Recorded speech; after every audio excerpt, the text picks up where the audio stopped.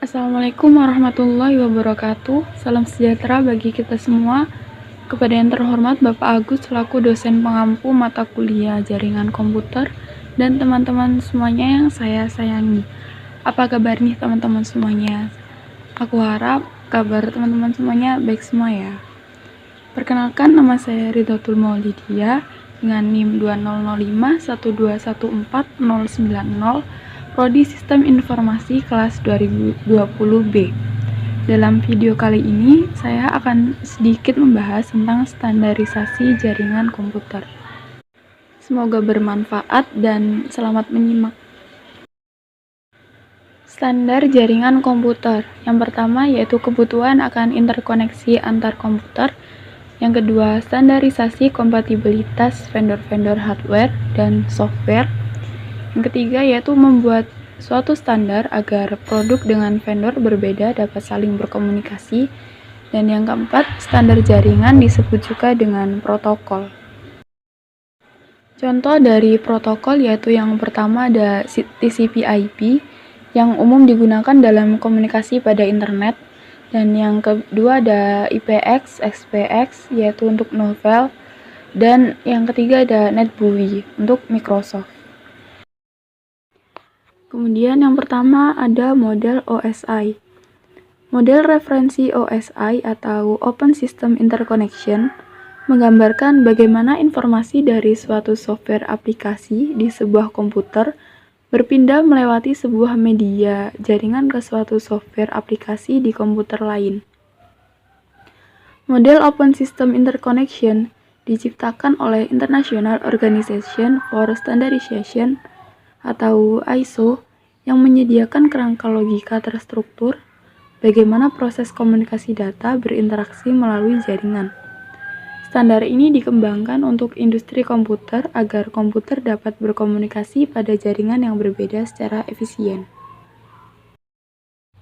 Model referensi OSI secara konseptual terbagi ke dalam 7 lapisan, di mana masing-masing lapisan memiliki fungsi jaringan yang spesifik. Model layer OSI dibagi dalam 2 grup, yaitu grup upper layer dan lower layer. Upper layer fokus pada aplikasi pengguna dan bagaimana file direpresentasikan di komputer. Untuk network engineer, bagian utama yang menjadi perhatiannya adalah pada lower layer. Lower layer adalah intisari komunikasi data melalui jaringan aktual. Yang pertama yaitu application layer. Application layer berfungsi sebagai penghubung antara user dan komputer. Layer ini bertanggung jawab atas pertukaran informasi antara program komputer seperti program email dan servis lain yang jalan di jaringan seperti server printer atau aplikasi komputer lainnya. Contohnya yaitu ada HTTP yang dipergunakan untuk mentransfer dokumen dan web dalam sebuah web browser melalui www. Kemudian yang kedua yaitu ada FTP untuk mentransfer file komputer antar mesin-mesin dalam sebuah jaringan internet. Yang ketiga adalah POP3, yaitu digunakan untuk mengambil mail dari suatu mail transfer agent yang akhirnya mail tersebut akan didownload ke dalam jaringan lokal. Yang keempat ada DNS yang digunakan untuk memberikan suatu nama domain pada sebuah alamat IP agar lebih mudah diingat.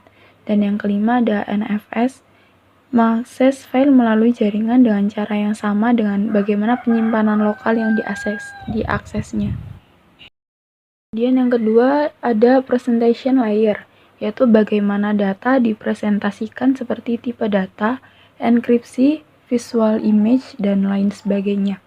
Contohnya ada SNMP, digunakan dalam suatu manajemen jaringan. Yang kedua ada SMTP, yang digunakan dalam pengiriman email di internet, atau untuk mengirimkan data dari komputer pengirim email ke server email penerima. Dan yang ketiga ada Telnet, digunakan untuk akses remote masuk ke suatu host, data berjalan secara line text. Yang ketiga yaitu ada session layer. Session layer mendefinisikan bagaimana koneksi dapat dibuat, dipelihara, atau dihancurkan. Selain itu, di level ini juga dilakukan resolusi nama. Contohnya ada ADSP yang berfungsi untuk memantau aliran data di antara dua komputer dan untuk memeriksa aliran data tersebut tidak terputus. Yang kedua ada NetBEUI yang berfungsi sama dengan NetBIOS, hanya sedikit dikembangkan lagi dengan menambahkan fungsi yang memungkinkan bekerja dengan beragam perangkat keras dan perangkat lunak. Dan yang ketiga ada NetBIOS, berfungsi sebagai penyiaran pesan, maksudnya memungkinkan user mengirim pesan tunggal secara serempak ke komputer lain yang terkoneksi. Yang keempat yaitu transport layer, yaitu memecah data ke dalam paket-paket data serta memberikan nomor urut ke paket-paket tersebut sehingga dapat disusun kembali pada sisi tujuan setelah diterima. Contohnya ada UDP, yaitu protokol connectionless dan process to process yang hanya menambahkan alamat port, checksum, error control, dan panjang informasi data pada layer di atasnya. Contoh kedua ada TCP, protokol yang menyediakan layanan penuh lapisan transport untuk aplikasi. Selanjutnya ada network layer, mendefinisikan alamat-alamat IP, membuat header untuk paket-paket, dan kemudian melakukan routing melalui internet working dengan menggunakan router dan switch layer 3. Contohnya IP, mekanisme transisi yang digunakan untuk mentransportasikan data dalam paket yang disebut datagram. Kemudian contoh kedua ada ARP, digunakan untuk mengetahui alamat IP berdasarkan alamat fisik dari sebuah komputer. Dan contoh ketiga ada ICMP, mekanisme yang digunakan oleh sejumlah host untuk mengirim notifikasi datagram yang mengalami masalah pada hostnya. Layer selanjutnya yaitu data link layer, menentukan bagaimana bit-bit data dikelompokkan menjadi format yang disebut sebagai frame. Contohnya SLIP digunakan untuk menyambung serial dan PPP digunakan untuk point-to-point pada suatu jaringan. Dan layer terakhir yaitu physical layer, mendefinisikan media transmisi jaringan, metode pensinyalan, sinkronisasi byte, arsitektur jaringan seperti halnya Ethernet atau token ring, topologi jaringan, dan pengabelan. Yang kedua yaitu standarisasi jaringan TCP/IP, merupakan gabungan dari protokol TCP sebagai sekelompok protokol yang mengatur komunikasi data dalam proses tukar-menukar data dari satu komputer ke komputer lain di dalam jaringan internet yang akan memastikan pengiriman data sampai ke alamat yang dituju. Protokol ini tidak dapat berdiri sendiri karena memang protokol ini berupa kumpulan protokol. Protokol ini juga merupakan protokol yang paling banyak digunakan saat ini, karena protokol ini mampu bekerja dan diterapkan pada lintas perangkat lunak dalam berbagai sistem operasi. Istilah yang diberikan kepada perangkat lunak ini adalah TCP/IP stack. Selanjutnya perbandingan model OSI dan model TCP/IP.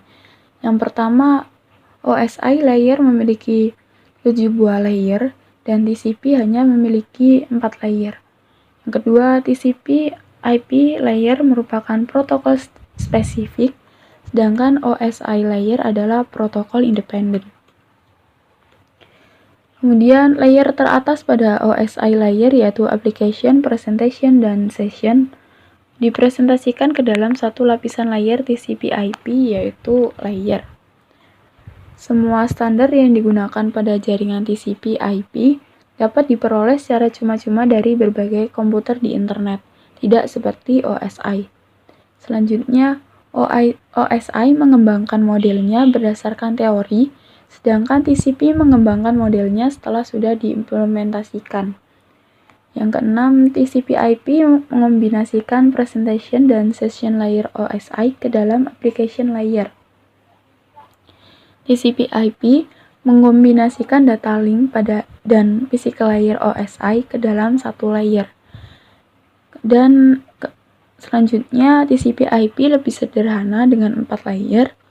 TCP/IP lebih kredibel karena protokolnya tidak ada network dibangun dengan protokol OSI, walaupun setiap orang menggunakan model OSI untuk memandu pikiran mereka. Konsep layering TCP/IP, yaitu application merupakan data bagi pengguna dan kontrol dialog, transport, komunikasi antara perangkat didukung di seluruh jaringan yang beragam. Kemudian layer ketiga, internet, menentukan jalur terbaik melalui jaringan, dan network access mengontrol perangkat keras dan media yang membentuk jaringan. Dan yang terakhir yaitu persamaan model OSI dan TCP/IP. Yang pertama yaitu keduanya memiliki layer, kemudian sama-sama memiliki application layer meskipun memiliki layanan yang berbeda. Selanjutnya memiliki transport dan network layer yang sama. Selanjutnya dua-duanya punya transport dan network layer yang bisa diperbandingkan.